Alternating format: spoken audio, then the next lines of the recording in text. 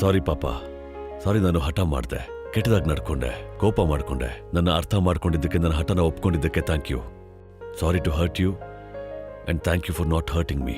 Love you ನನ್ನ ಕಂದ.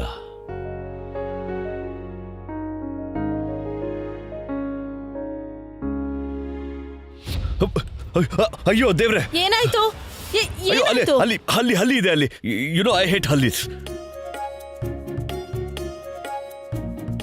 ನೀವು ಹಲ್ಲಿ ಕಂಡ್ರೆ ಯಾಕಿಷ್ಟ ಹೆದರ್ತೀರಾ? ಹೆದರೋದಲ್ಲ, ಅಲ್ಲ ಹೆದರೋದಲ್ಲ, ನಾನು ಸ್ವಲ್ಪ ಗಾಬರಿ ಅದೇ ಅಷ್ಟೇ. ನೋಡು ಸ್ವಲ್ಪ ಅದನ್ನ.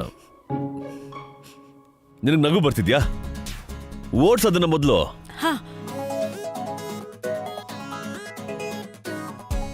ಓಡ್ಸು. ಏನಮ್ಮ ಹಲ್ಲಿ?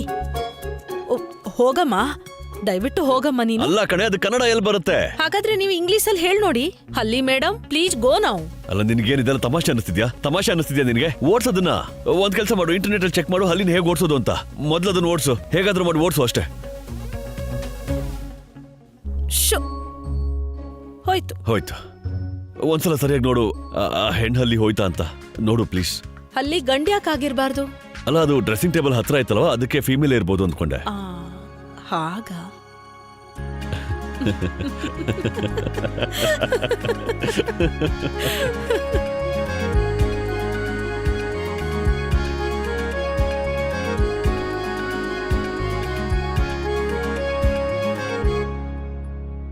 ಕನ್ಸ್ ಕಾಣ್ತಿದ್ದೀನೇನೋ ಅಂತ ಅನಿಸ್ತಿದೆ.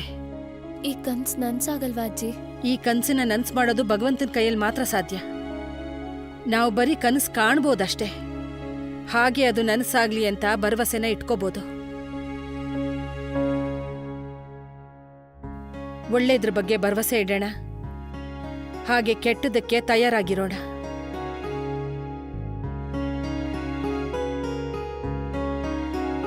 ಹಾಲಲ್ಲಾದರೂ ಹಾಕು, ನೀರಲ್ಲಾದರೂ ಹಾಕು ರಾಘವೇಂದ್ರ, ಹಾಲಲ್ಲಿ ಕೆನೆಯಾಗಿ ನೀರಲ್ಲಿ ಮೀನಾ. ದೇವ್ರಿಗೆ ನೈವೇದ್ಯ ಇವತ್ತು ನೀನ್ ಮಾಡ್ತಾ ಇದೀಯ ಲಲಿತಾ? ಯಾಕೆ ನನಗ್ ಮಾಡಕ್ ಬರಲ್ವಾ? ಅಯ್ಯೋ, ನಾನು ಹಾಗೆ ಹೇಳಿದ್ನ? ನೀನು ಲಲಿತಾ, ಲಲಿತಾಳ ಲಲಿತೆ, ನೀನು ಮಹಾಲಲಿತೆ. ನೀನು ಏನ್ ಬೇಕಾದ್ರೂ ಮಾಡಬಲ್ಲೆ. ಕೆಳಗಿಡಿ ಅದನ್ನ. ನೀವು ಹೆಂಗಸರಿಗೆ ಇದೆಲ್ಲ ಹಿಂದೆಯಿಂದಾನು ಎಲ್ಲ ಹೇಗೆ ಕಾಣಿಸ್ಬಿಡುತ್ತೆ? ಲಲಿತಾ, ಇದು ಮೈದಾದಿಂದ ಮಾಡೋದಲ್ವಾ? ಮತ್ತಿವತ್ತು ಗೋಧಿ ಹಿಟ್ಟಿಂದ ಯಾಕೆ ಮಾಡ್ತಿದೀಯಾ? ಯಾಕಂದ್ರೆ ಮೈದಾ ಡಬ್ಬ ಹೊರಟೋದ್ಲಲ್ಲ. ಹಾಗ್ ಮುಖ ಮಾಡ್ಕೋಬೇಡಿ. ಅವಳು ಹೋಗಿದ್ದಕ್ಕೆ ನಿಮಗ್ ಬೇಜಾರಾಗಿದೆ ಅನ್ಕೋಬೇಕಾಗತ್ತೆ. ಜಾಸ್ತಿ ಮಹಾನ್ ಪುರುಷ ಆಗೋದಕ್ಕೆ ಪ್ರಯತ್ನ ಪಡಬೇಡಿ. ಈಗ ಸುಮ್ನೆ ಒಪ್ಕೊಂಬಿಡಿ, ಆ ಮೈದಾ ಡಬ್ಬ ಹೋಗಿದ್ರಿಂದ ನಿಮ್ಗೂ ಖುಷಿ ಆಗಿದೆ ಅಂತ. ನನಗವಳು ಇಲ್ಲಿ ಯಾವ ಸಂಬಂಧನೂ ಇಲ್ಲದೆ, ಯಾವ ಹಕ್ಕು ಇಲ್ಲದೆ ಇಲ್ಲಿದ್ದು ಸ್ವಲ್ಪನೂ ಸರಿ ಅನ್ನಿಸ್ತಿರ್ಲಿಲ್ಲ. ನೀವ್ ಅವಳನ್ನ ಯಾಕೆ ಆಚೆ ಹಾಕ್ಲಿಲ್ಲ? ಹೇಗೆ ಆಚೆ ಹಾಕಕ್ಕಾಗ್ತಿತ್ತು? ಅಂತ ಕಷ್ಟದ ಪರಿಸ್ಥಿತಿಲಿ ಬಂದಿದ್ಲು. ನಾನು ಅವಳನ್ನ ಆಚೆ ಹಾಕಿದ್ರೆ ನಿನ್ ಮುದ್ದಿನ ಮಗ ಅವಳ ಹಿಂದಿಂದೇನೆ ಅವಳು ಸೆರಗಿ ಹಿಡ್ಕೊಂಡು ಹೊಟ್ಟೋಗ್ತಿದ್ನಲ್ಲ. ಅದು ನಿಜನೇ, ಆದ್ರೆ ಯಾವ ಕೆಲ್ಸ ನಾನ್ ಮಾಡಕ್ಕಾಗ್ಲಿಲ್ವೋ ಅದನ್ನ ನನ್ ಮೊಮ್ಮಗಳು ಮಾಡ್ಬಿಟ್ಲು. ಗೋಪಾಲಂಗೆ ನನ್ ಮೊರೆ ಕೇಳಿಸ್ತು, ಸಾಕು. ಈಗ ನನ್ ಮಗ ಮತ್ ಸೊಸೆ ಇಬ್ರು ಒಟ್ಟಿಗೆ ಇರ್ಬೇಕು. ಈ ಮಾತನ್ನು ಕೇಳಿಸ್ಕೊಬಿಡು ದೇವ್ರೆ. ಏನಾಯ್ತು, ನಿಮ್ಗಿಷ್ಟ ಇಲ್ವಾ ಸೊಸೆ ಮತ್ತೆ ಮಗ ಒಟ್ಟಿಗೆ ಒಂದಾಗಿರೋದು? ನಾನು ಕೇವಲ ಅನುಪಮ ಖುಷಿ ಬಯಸ್ತೀನಿ. ಅವಳೇನಾದ್ರು ಜೊತೆಲಿದ್ದು ಖುಷಿಯಾಗಿದ್ರೆ ಅದು ಸರಿ, ಅವಳು ಬೇರೆಯಾಗಿ ಖುಷಿಯಾಗಿದ್ರೆ ಆಗ ಅದು ಸರಿ. ಅಂದ್ರೆ ನಿಮ್ಗೆ ನಿಮ್ ಮಗನ್ ಚಿಂತೆನೇ ಇಲ್ಲ ಅಂತ ಆಯ್ತು. ಅವನ್ ಚಿಂತೆ ನಿನಗಿದೆ, ತುಷಾರ್ಗಿದೆ. ಎಲ್ಲಕ್ಕಿಂತ ಹೆಚ್ಚಾಗಿ ಅವನ್ ಚಿಂತೆ ಅವನಿಗೆ ಇದೆ. ಅನುಪಮ ಚಿಂತೆ ಯಾರಿಗಿದೆ? ಅವಳಂತೂ ತನ್ನ ಬಗ್ಗೆ ತಾನೇ ಯೋಚನೆ ಮಾಡೋದಿಲ್ಲ. ಅದಕ್ಕೆ ನಾನು ಯೋಚನೆ ಮಾಡ್ತೀನಿ. ಲಲಿತಾ, ನಿನ್ನ ಮಗನ ಅದೃಷ್ಟದಲ್ಲಿ ಶ್ರೀಕೃಷ್ಣನೇ ಅನುಪಮ ಹೆಸರು ಬರೆದಿದ್ದ. ಇವನು ತಾನಾಗ್ ತಾನೇ ಅದೃಷ್ಟದ ಗೆರೆನ ಅಳಿಸ್ಕೊತಿದ್ದಾನೆ ಅಂದಮೇಲೆ ಯಾರೇನ್ ಮಾಡೋಕ್ಕಾಗತ್ತೆ? ಅವನು ಎಷ್ಟು ಒಳ್ಳೆ ಮಗ ಆಗಿದಾನೋ ಅದರಲ್ಲಿ 5% ಒಳ್ಳೆ ಗಂಡ ಆಗಿದ್ರು ಇವತ್ತಿಲ್ಲೇನೇನು ಆಗ್ತಿದೆಯೋ ಅದಾಗ್ತಾ ಇರಲಿಲ್ಲ. ಬಿಡು, ಸಾಕು. ಒಂದ್ಸಲ ನಮ್ಮ ಪಾವನಿ ಹುಷಾರಾಗ್ಬಿಟ್ರೆ ಅದಾದ್ಮೇಲೆ ಏನಾಗ್ಬೇಕೋ ಅದಾಗುತ್ತೆ.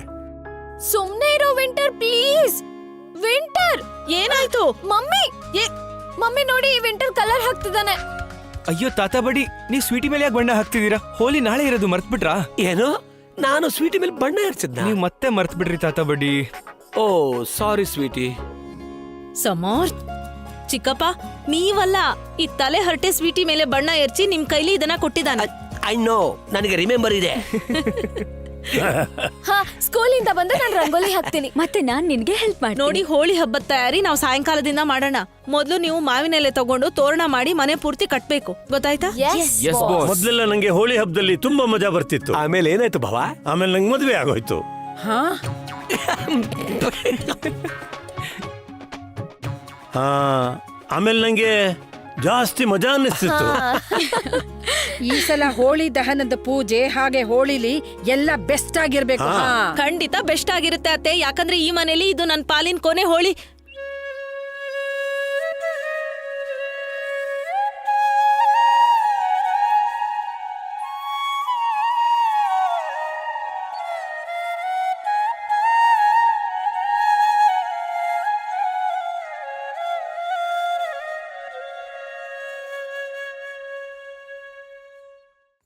ಈಗ ಅದನ್ನೆಲ್ಲ ಬಿಟ್ಬಿಡಿ. ಈ ಸಲದ ಹೋಳಿ ಹೇಗ್ ಮಾಡ್ಬೇಕು ಅಂದ್ರೆ ಮುಂದೆ ಬರೋ ಎಲ್ಲ ಹೋಳಿಗೂ ಈ ವರ್ಷದ ಹೋಳಿ ನೆನ್ಪಾಗ್ಬೇಕು. ಅಂದ್ರೆ ಇನ್ಯಾವ ಹೋಳಿಲು ನೀನ್ ನಮ್ಮನ್ ನೋಡೋದಕ್ಕೂ ಬರೋದಿಲ್ವಾ? ಯಾಕ್ ಬರಲ್ಲ ಅತ್ತೆ, ಖಂಡಿತ ಬರ್ತೀನಿ. ಆದ್ರೆ ನಾನಾಗ ಅನುಪಮ ಆಗಿ ಬರ್ತೀನಿ. ಅನುಪಮ ವನರಾಜ್ ಆಗಿ ಬಂದಿರಲ್ಲ. ಆಗ ನಾನು ಈ ಮನೆ ಸೊಸೆ ಆಗಲ್ಲ, ಈ ಮನೆ ಅತಿಥಿ ಆಗಿ ಬರ್ತೀನಿ.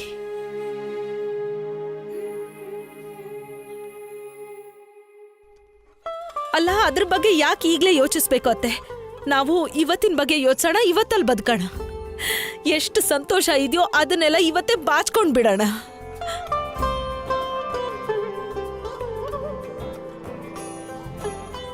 ನೋಡಿ, ಇವತ್ತು ಸಂತೋಷದ ದಿನ. ಸಂತೋಷದ ದಿನ ಸಂತೋಷ ಮಾತ್ರ ಇರ್ಬೇಕು, ಅಳೋದು ಗಿಳೋದು ಇಲ್ಲ, ಸರಿನಾ? ಹಾ. Yes boss.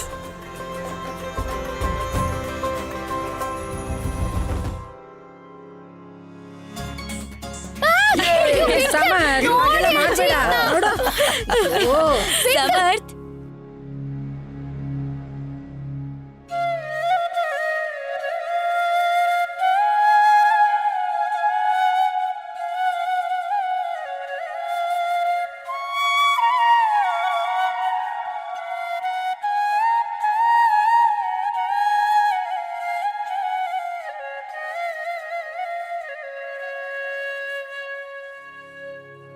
ಮಮ್ಮಿ ಹಾ, ಇನ್ನು ಏನೇನ್ ಕೆಲಸ ಮಾಡ್ಬೇಕು ನನ್ಗೆ ಹೇಳಿ, ನಾನ್ ಮಾಡ್ಬಿಡ್ತೀನಿ.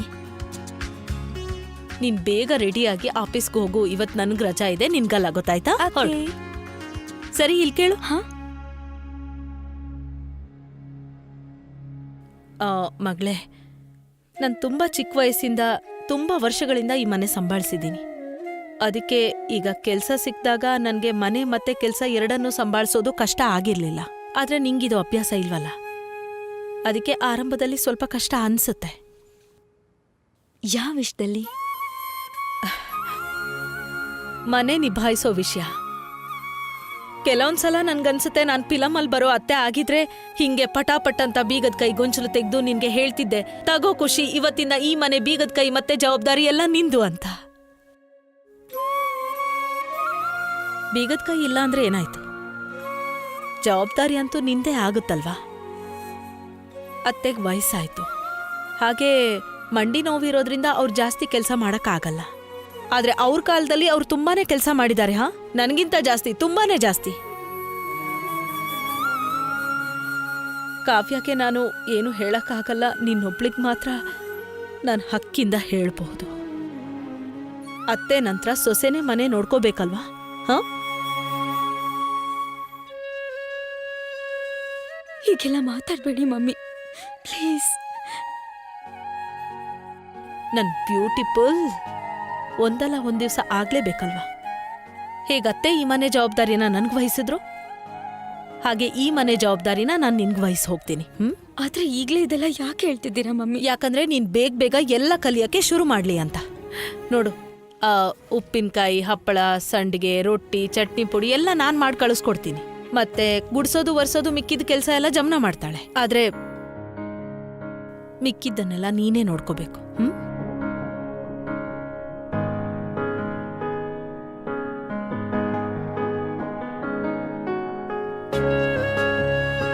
Thank you